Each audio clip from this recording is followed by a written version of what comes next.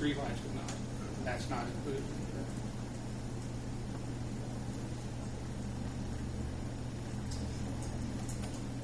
Scott, Yes.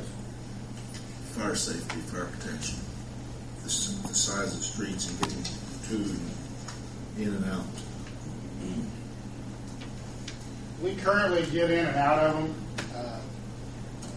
Again, the only concern I have is that when this was built, they were given the option to build it to city specifications and have the city take them over.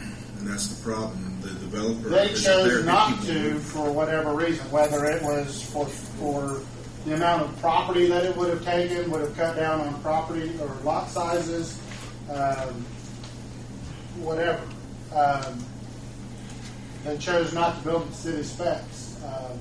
Like I said, with the narrower streets, we're going to get in one way or another. If we've got to move cars out of the way, we're going to bump them out of the way. That's just the way it is right now. We've got to get to, the buildings. We've got the Crown Point Assisted Living Center in there that we have to get into. To my knowledge, we've never had a problem with the narrower roads, but again, we have to watch ourselves here because, again, the developers were asked, were given the city specifications, chose not to build them, and now, these individuals are now the responsible parties for that, and they're wanting to come in and have the city take the ownership of these. As far as we're going to get in and do whatever we have to do. But, we have to be careful in that if we set the precedent here of saying to developers, build whatever you want, and then down the road when it comes to the property owners associations, we'll turn around and accept it in. It's a tough situation here. It really is. More close to camper, you could pick up trash there weekly. It's difficult to get in with our trucks. I agree with Scott. In other words, the developer had an option to build it to a reasonable standard, and he chose not to and remained private. Why? And therefore, we're setting a hell of a lot. We're exposing ourselves to liability because we're accepting a substandard street that we know doesn't meet our current standards.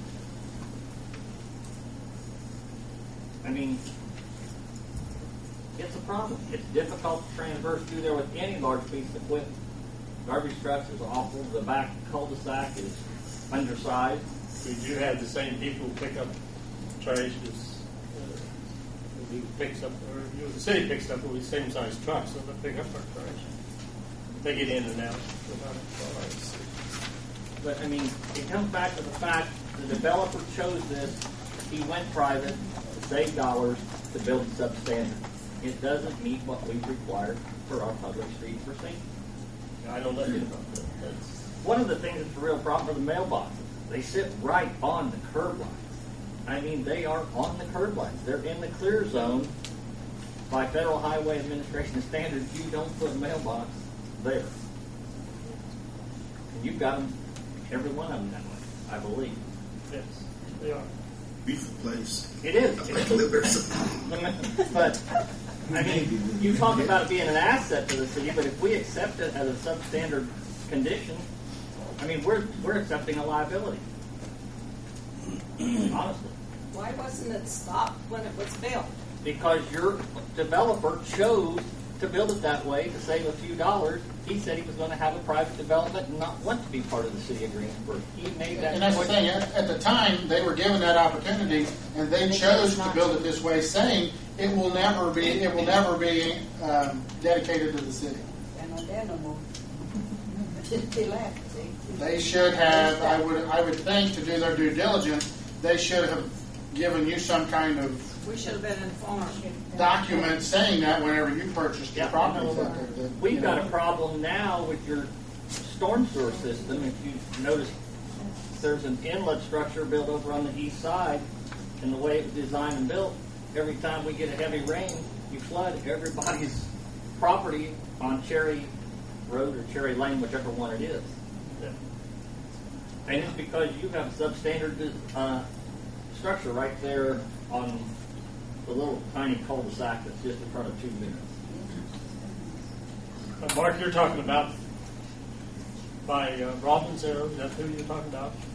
I don't know who lives where Well, out there. I know it. No, what I'm getting at is Cherry Road property, all those tiles dumped into that little ravine down there now. Correct. And that's what's causing as much problem as well. And they always did before the development was put in. But when the development was put in, he put an inlet structure.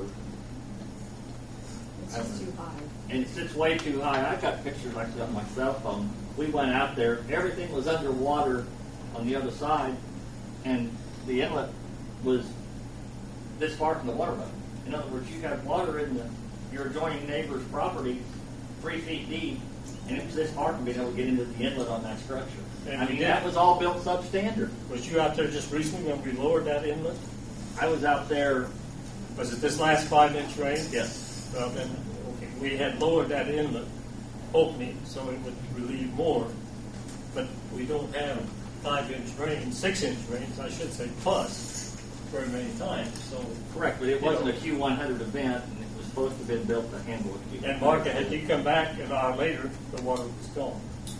You were there at the very height. I know the neighbors called you.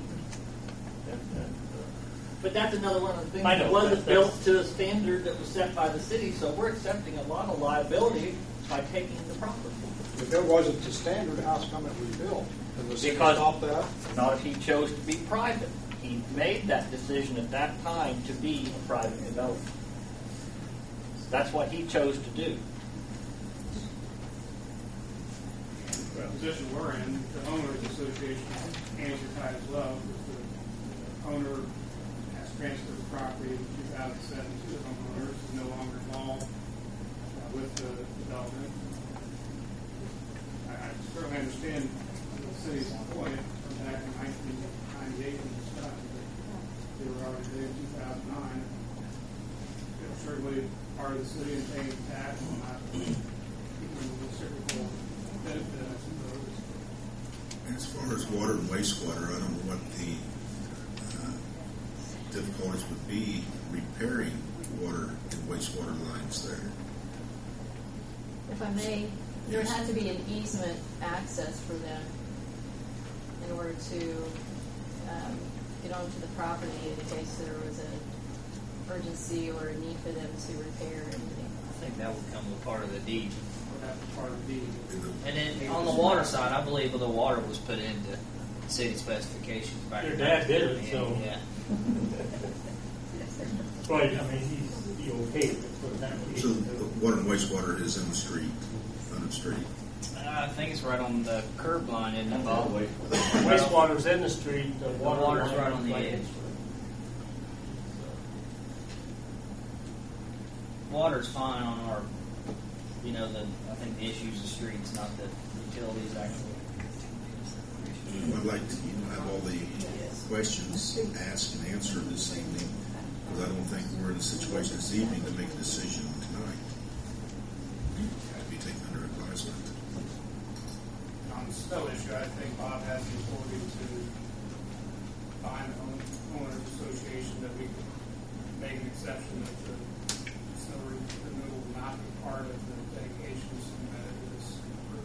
The snow removal or the lighting. Correct. Yeah, the lighting's out now, but we need to come up with some verbiage up to say to make sure it's not 20 years from now, so there's no question. That's the homeowners association responsibility.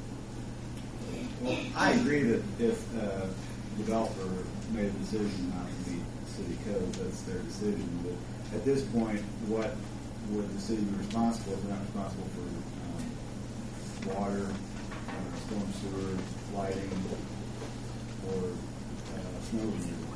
You try to pick up and paving, I guess.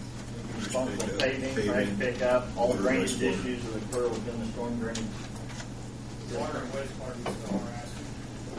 Okay. How many subdivisions do we have that government city code? Marcus. Crown Point, Only the ones that are private. all the apartments